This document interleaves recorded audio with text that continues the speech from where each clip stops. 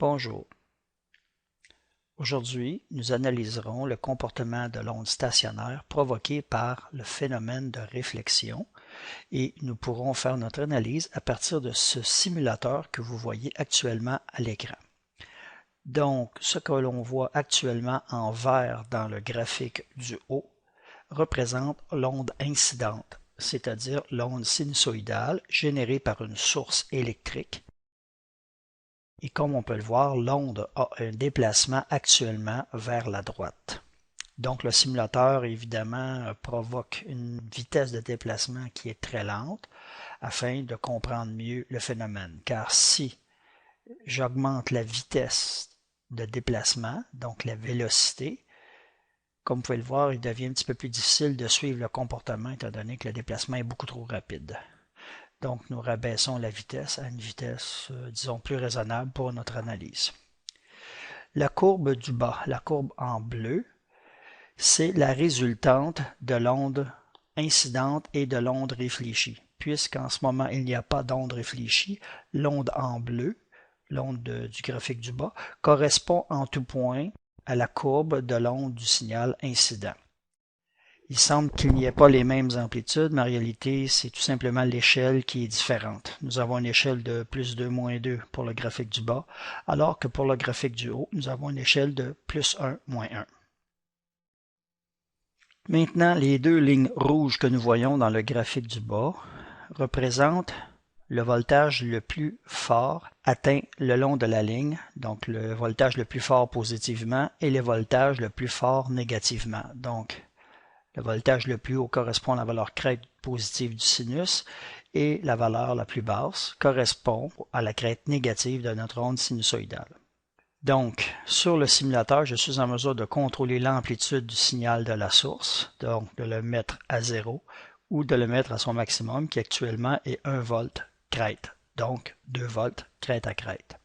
Je peux également modifier la fréquence de la source avec le bouton d'ajustement de fréquence. Donc, ici, je peux avoir 10 cycles de mon sinus dans l'écran ou, à la limite, un seul cycle de sinus dans mon écran. Pour l'instant, je vais le placer à 2 cycles dans l'écran. Si nous regardons maintenant dans le bas du côté droit, ici, nous avons l'ajustement du coefficient de réflexion. Donc, dans le simulateur, nous supposons qu'ici, complètement à droite du graphique, que nous avons la terminaison de notre ligne de transmission. Actuellement, notre ligne de transmission est correctement terminée, c'est-à-dire qu'il n'y a pas de réflexion. Puisque la ligne est bien terminée, on voit qu'il n'y a aucune réflexion provenant de la charge. Si je n'ai pas de réflexion, c'est tout simplement parce que le coefficient de réflexion ici a été ajusté à 0. Donc, comportement idéal souhaité dans une ligne de transmission électrique. De ce côté ici, j'ai l'angle du coefficient de réflexion qui en ce moment est placé à 180 degrés. Ce que je vais faire maintenant, c'est grimper le coefficient de réflexion au maximum, c'est-à-dire 1. Cela signifie que lorsque mon onde incidente verte atteint l'extrémité droite, j'ai automatiquement une onde qui est réfléchie vers la gauche, de même amplitude et avec un déplacement inverse, c'est-à-dire vers la gauche plutôt que vers la droite. En dessous, nous remarquons en bleu que l'onde stationnaire est une onde dont la sommation de l'onde incidente et l'onde réfléchie donne comme résultante le sinus qui est en bleu. Comme on peut le voir, le sinus en bleu a un déplacement maintenant de haut en bas, donc sans avoir de déplacement latéral dans l'axe des X. C'est pour cette raison qu'on nomme le voltage résultant dans un système qui est en réflexion, que l'on nomme cette onde l'onde stationnaire. Maintenant, j'ai un coefficient de réflexion à 180 degrés. Si je change l'angle de mon coefficient de réflexion, nous allons voir que l'onde stationnaire va obtenir le même comportement, seulement elle est déplacée par rapport à tantôt dans l'axe des X. Tout simplement parce que les points de rencontre maximum et minimum ne se font plus tout à fait au même endroit. Nous remarquons que les points creux, les minimums, sont maintenant situés dans cette position. Alors que précédemment, si je ramène au coefficient précédent. On voit maintenant qu'il y a un minimum d'ondes stationnaires complètement à l'extrémité droite du graphique du bas. Et nous voyons que les points minimums se succèdent par la suite.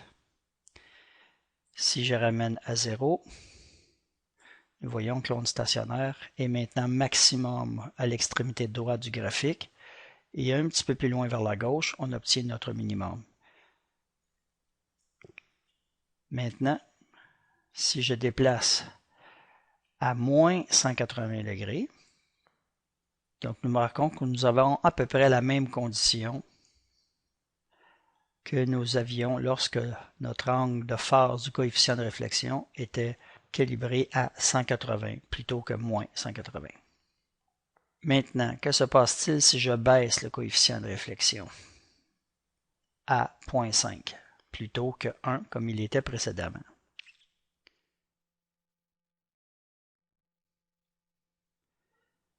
Nous remarquons que l'onde résultante stationnaire a maintenant un déplacement vers la droite, mais nous remarquons que les points les plus creux obtenus et les plus hauts obtenus sont différents des valeurs qu'on avait précédemment. Le maximum est moins haut et le minimum est moins bas.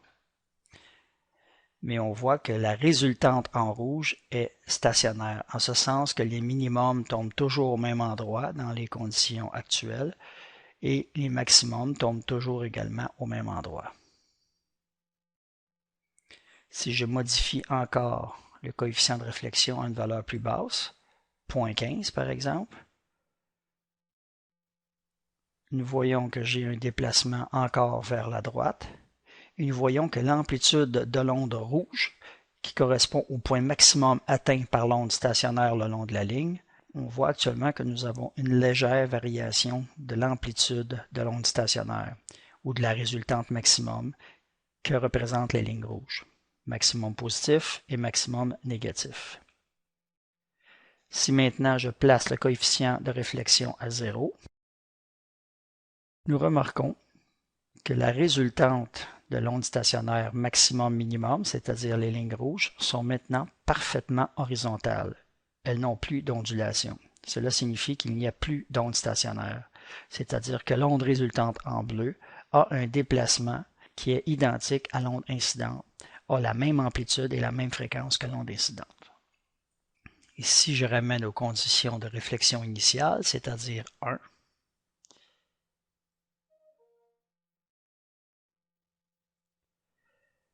nous voyons que l'onde stationnaire en rouge oscille maintenant à des points maximum qui correspondent au double de l'onde incidente parce que si nous avons une réflexion totale, l'amplitude crête de l'onde incidente est de plus 1, l'amplitude crête de l'onde réfléchie sera également de plus 1, donc au moment où la sommation sera maximum, nous aurons plus 1, ce qui signifie une amplitude de plus 2 volts. Et dans l'amplitude crête maximum négative, le même phénomène se reproduira pour atteindre moins 2 volts. Et lorsque le plus 1 et le moins 1 se rencontrent, nous obtenons 0, ce qui représente les points d'intersection minimum qu'il y a ici. Ce que nous voyons actuellement sur l'écran, c'est la condition extrême de l'onde stationnaire, c'est-à-dire la pire situation. Toute l'énergie transmise vers la charge est complètement réfléchie vers la source.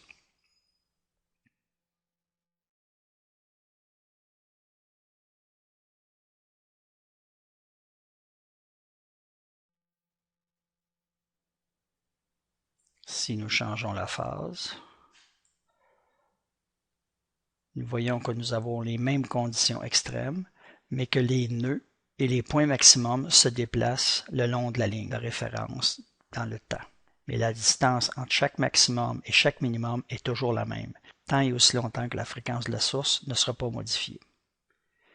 Si j'augmente la fréquence de la source, on voit que le nombre de ventres et le nombre de creux va augmenter. Mais le patron est similaire. Nous atteignons des points maximum et des points minimum sur toute la longueur de la ligne de transmission. Et voilà, C'est tout. Merci pour votre attention et bonne journée.